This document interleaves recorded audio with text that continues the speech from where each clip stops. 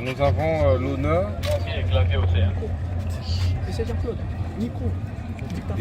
d'inaugurer ce jour ces nouveaux pavillons du centre pénitentiaire de Louzoumou.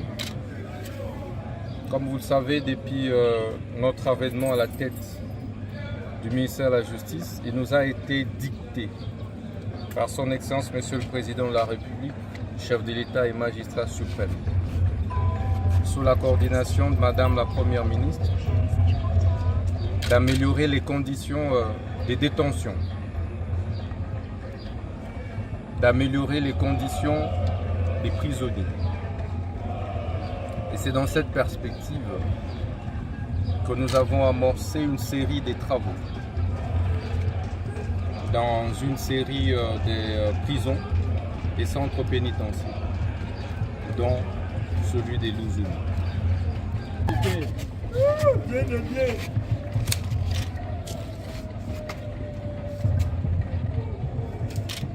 Voilà. Merci beaucoup, monsieur le directeur. Tu verras bien à la gestion de ce centre pénitentiaire de Sébastien. Merci. Que les dieux de nos pères et de nos ancêtres puissent nous accompagner dans cette lourde tâche que le chef de l'État nous a confiée. Merci.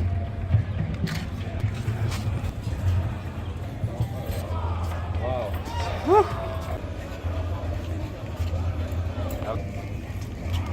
C'est formidable.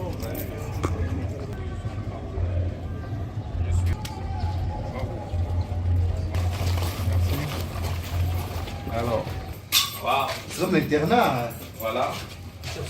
Voilà, donc ça c'est le nouveau bâtiment de la prison de Louzoumou, du centre pénitentiaire de Louzoumou. Conditions de détention. Et les directeurs s'est organisé pour que... Donc, il y a un atelier et ce sont les prisonniers eux-mêmes qui ont fabriqué celui. Donc, pas de prisonniers qui dorment à même le sol. Ces instructions du chef de l'État et la Première ministre sont en train d'être respectées. Donc voilà qu'il y a de matelas, il y a de lits appropriés pour... Il y a de l'eau.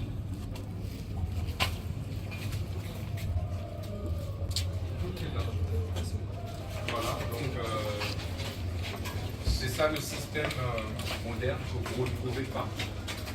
Ça n'a pas... Nous avons instruit que ce soit tel. Là, nous avons la possibilité d'avoir 12 à 14 détenus par cellule. Ce qui est un record assez exceptionnel.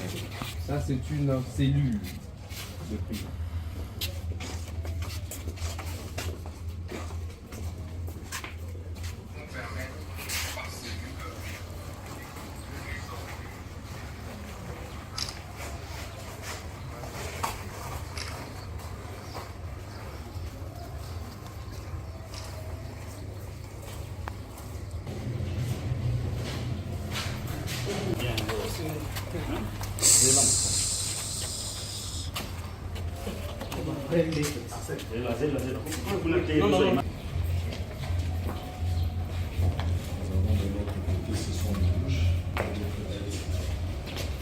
C'est vous qui êtes mes rois aujourd'hui, mesdames. Ils sont détenus. La construction a pris le Ouais. C'est vrai. Merci vraiment. Bravo.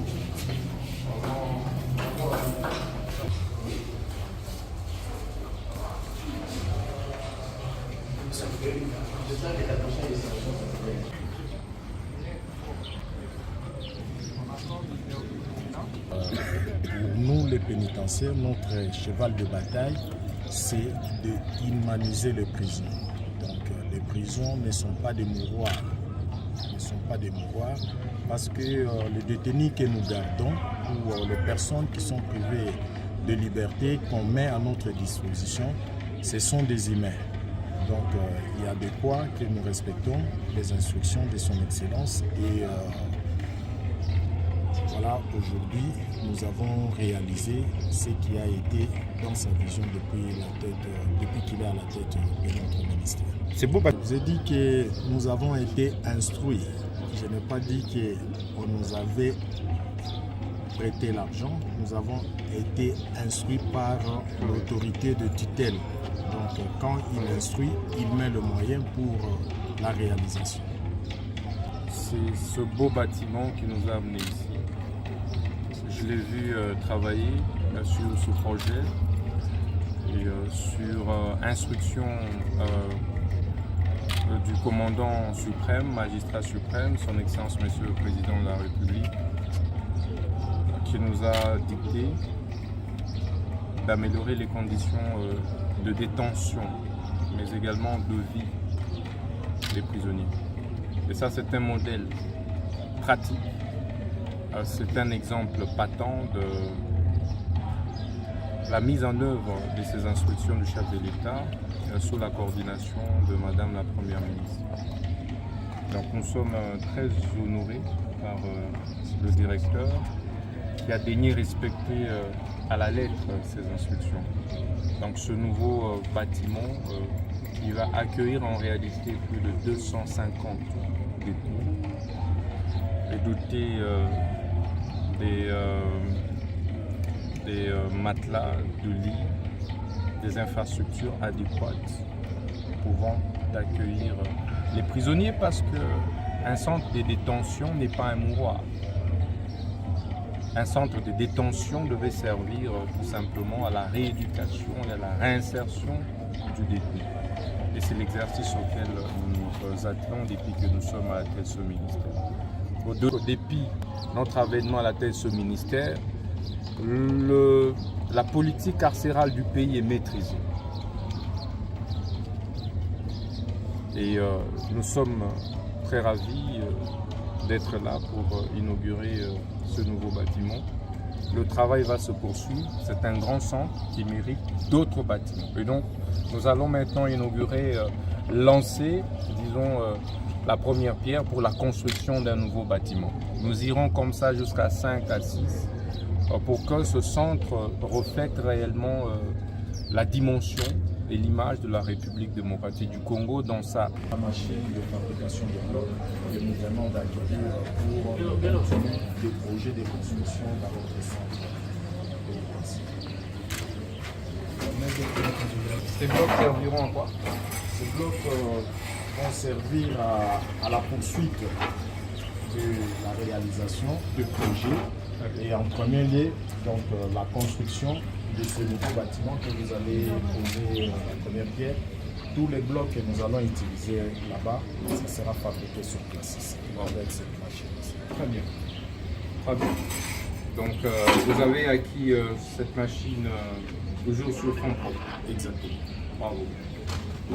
Je veux ce nouveau bâtiment dans les 6 mois qui...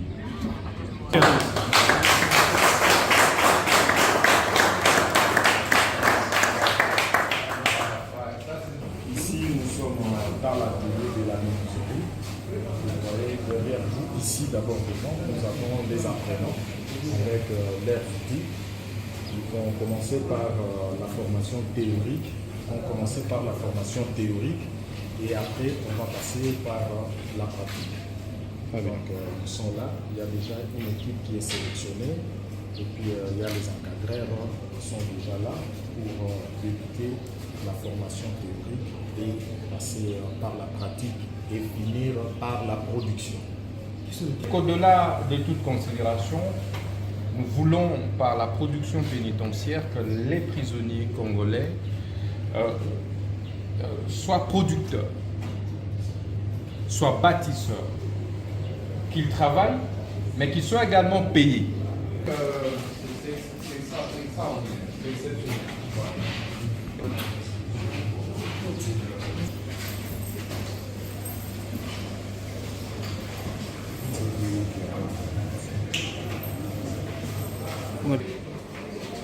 ça, avec l'objectif de préparer les détenus qui sont ici à la réinsertion sociale. Donc l'apprentissage de métier commence par l'apprentissage, la production et puis quand ils seront à l'extérieur, comme l'excellence venait de le dire, donc ils ne seront plus inutiles. Donc ils seront utiles à la société parce qu'en sortant d'ici, ils vont apprendre déjà un métier et ça va les occuper. Lancer.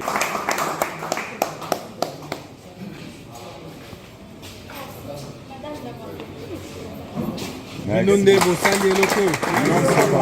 Binonde botongi oyo. Omibetela maboko.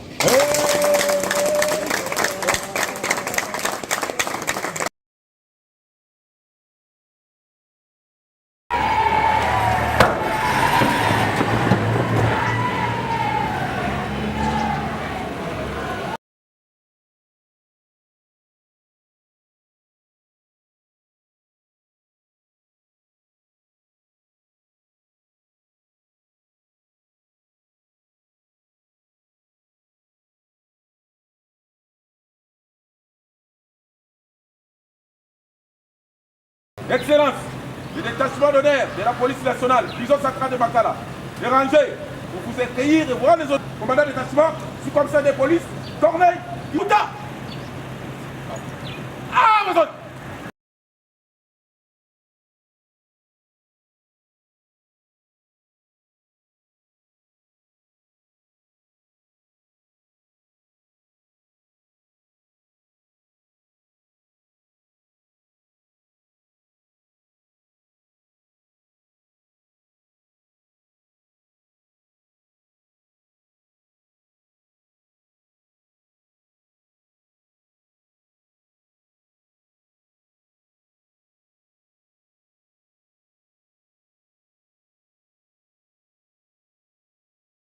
Ça sert à quoi la cabine? Nous sommes ici, c'est la cabine publique, Excellence.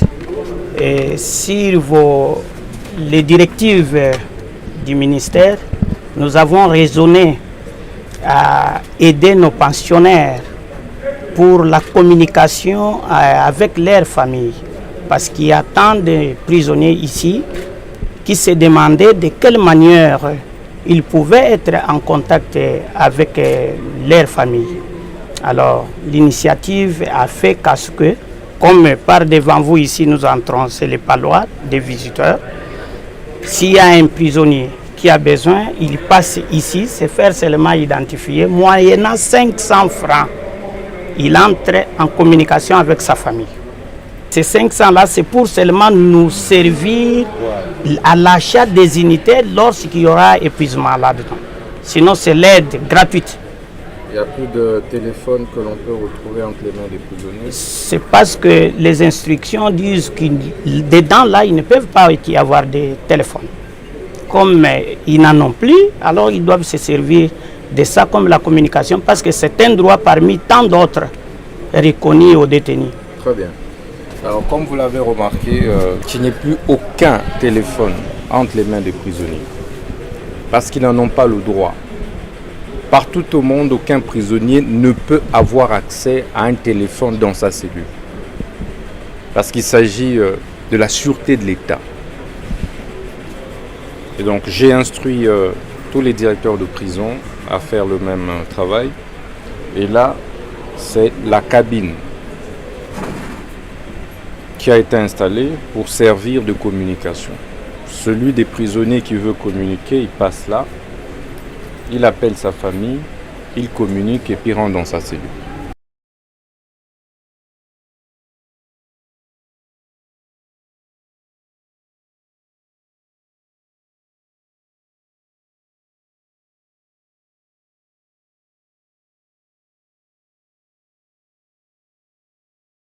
C'est ce que disent les instructions d'ailleurs. Les visiteurs ne peuvent pas accéder dans le cellule. Et au cas contraire, il fallait aménager l'endroit où ils peuvent causer aisément. La nourriture à apporter, mais après leur causerie ici, il y a l'endroit même réservé comme réfectoire où ils pourront passer pour se ressourcer. Ça, c'est le parloir. Les parloirs pour des visites. C'est ce que venait de dire le directeur. C'est un lieu où les détenus et son visiteur ont un lieu de converser, de s'échanger les idées sur tout ce qu'ils peuvent dire. Soit le visiteur peut poser le problème de son dossier de son détenu, ainsi de suite. c'est pas beaucoup à dire. C'est un lieu de visite. Il faut dire que c'est une première, ça n'a pas existé. Les travaux ont pris 4 mois. On a commencé à construire ça de la première à la dernière brique. Et je suis personnellement très impressionné par surtout l'achèvement de travaux. Au bout de quelques mois, nous avons désormais un parloir digne de ce nom, où les prisonniers peuvent effectivement recevoir leurs membres de famille parce qu'ils ne peuvent pas le recevoir dans leur cellule. Lorsque nous sommes arrivés, ça n'existait pas. Non seulement que ça n'existait pas, mais l'incendie du 1er septembre 2024 avait tout emporté. Et là, c'est un parloir pimpant neuf que nous venons d'offrir à la prison centrale de Makala. Je tiens ici à vous féliciter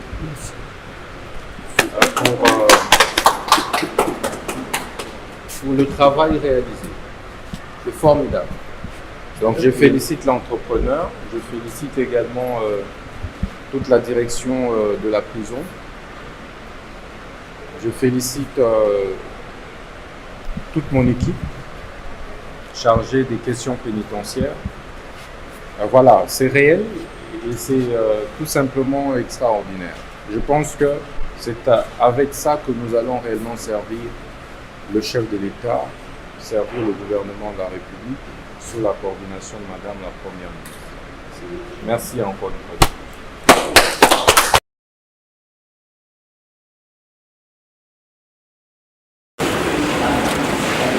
Très bien. Donc, message Avec les caméras.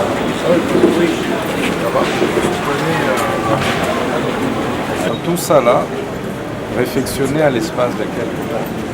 4 mois. Bravo, je suis content. Merci. Je sais que j'attendais de vous ça.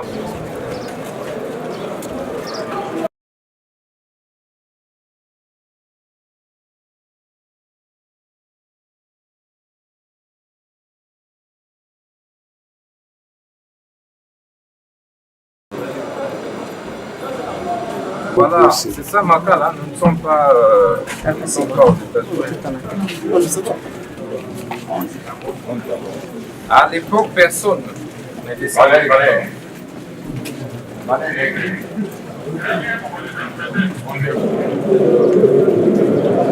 Quel ministre n'a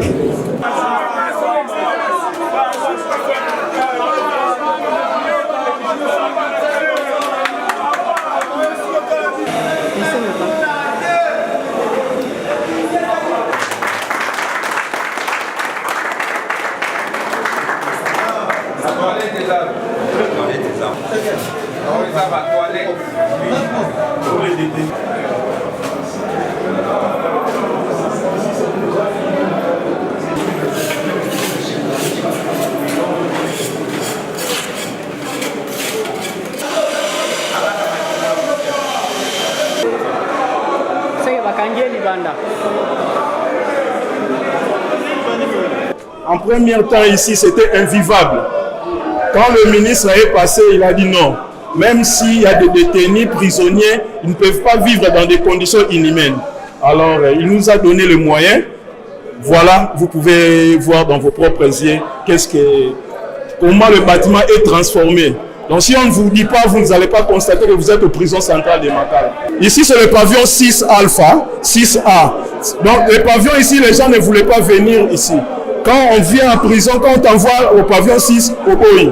Donc il n'y a pas pavillon 6, c'était parce que c'était très sale. Et aujourd'hui, les gens demandent même d'être délogés dans leur pavillon pour venir occuper ici. Donc, voilà. Bravo. Merci.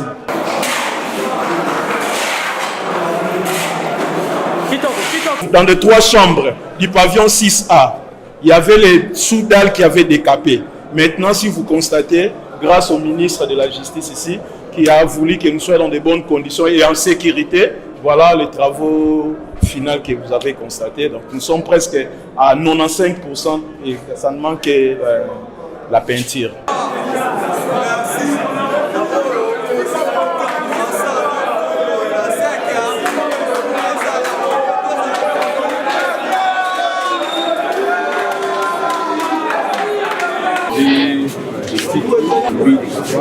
Avec la peinture que nous avons ici. Donc, ce qu'on va faire comme défi, on va maintenant mettre des angles. Oui. On va sortir des prisonniers pour que chaque prisonnier passe lui sur le. On a nettoyé au moins tous les pavillons qui ont été repeints avec les ouvriers. On a utilisé la main-d'œuvre locale.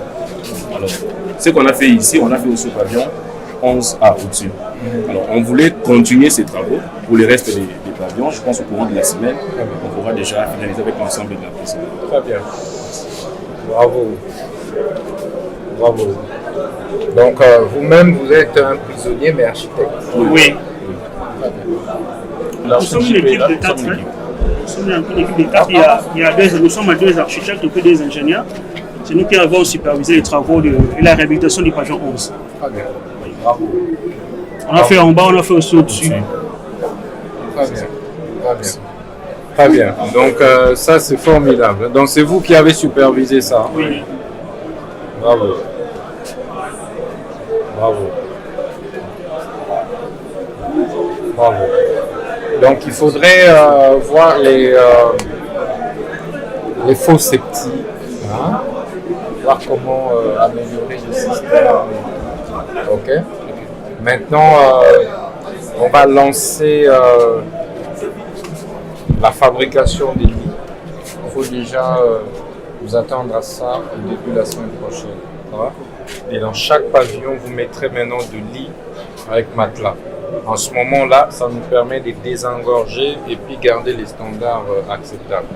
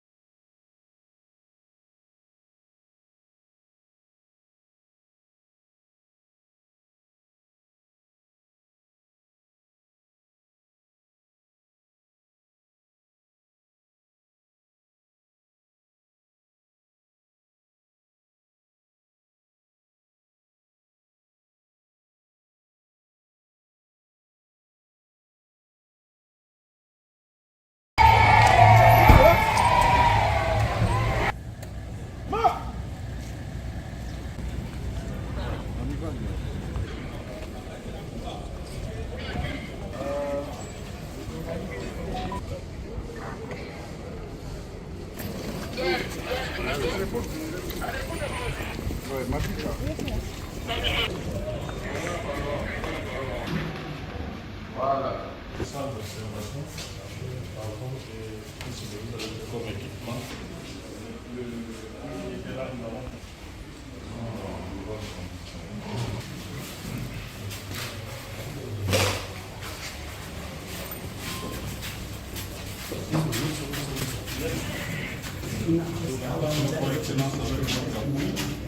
Nous avons obtenu quand même un kit merci, le responsable des imprimeries. C'est beaucoup de cas qui demandent un traitement kinésithérapie. On a essayé un peu de rénover le matériel. Maman, tu peux présenter tes matériels, les vibromasseurs. En Guinée par jour, ils peuvent être servis. Un dossier prisonnier. Non, personnel. Personnel. Elle, c'est notre.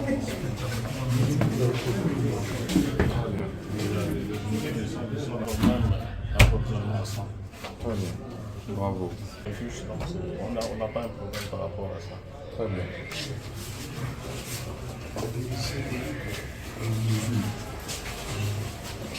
On voit quand même les panneaux qui sont à côté.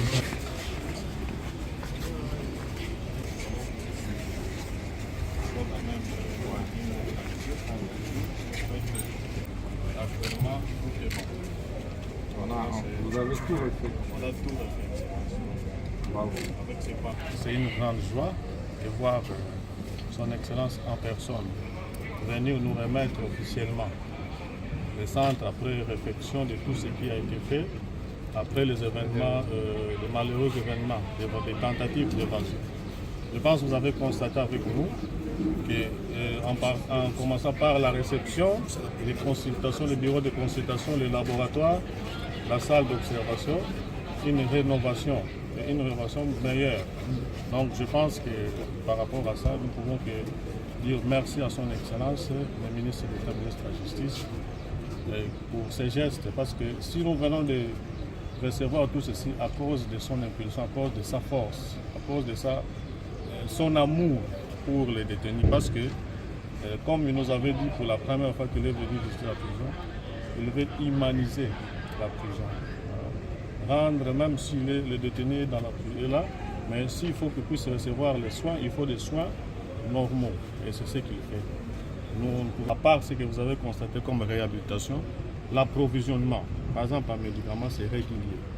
On n'a jamais connu depuis qu'il est là un jour de retard. Quand c'est après un mois ou soit après un trimestre, les histoires nous arrivent sans problème. Que ce soit les médicaments, les intrants des laboratoires, des cliniques, nous n'avons jamais connu de retard par rapport à ça. Donc, actuellement, nous comptons presque plus de décès dans la prison. En tout cas, ça c'est lié effectivement au désengorgement. Parce que le vrai problème dans la prison, le vrai problème de santé était lié à la surpopulation. Et depuis que l'Excellence a pris la chose en main en cherchant à désengorger la prison, nous le constatons aussi sur le plan médical. Par exemple, les nouvelles consultations par jour. Avant le désengorgement, nous avions une moyenne de 200 malades à consulter par jour. Ça, c'est un chiffre qui dépasse même l'hôpital général de référence ex-Mamaye. Vous pouvez demander les statistiques. Mais actuellement, après tout ce qu'on a fait, nous sommes autour de 90 ou 90 nouvelles consultations par jour. Et le taux de couverture en transfert est passé de 100 à 10 malades par semaine. 3 mois après avoir lancé les travaux, et surtout à la suite de l'incendie et sabotage qui avait eu lieu le 1er septembre 2024 ici, à la suite de la tentative d'évasion, nous nous sommes impliqués personnellement pour que ce centre médical soit complètement réhabilité, remis en selle. Aujourd'hui, vous avez des équipements des haut gamme qui permettent de prendre en charge, comme il se doit, les prisonniers malades. Et donc, je vous encourage à bien entretenir cette offre, à bien l'utiliser pour que nos prisonniers malades puissent être traités comme il se doit.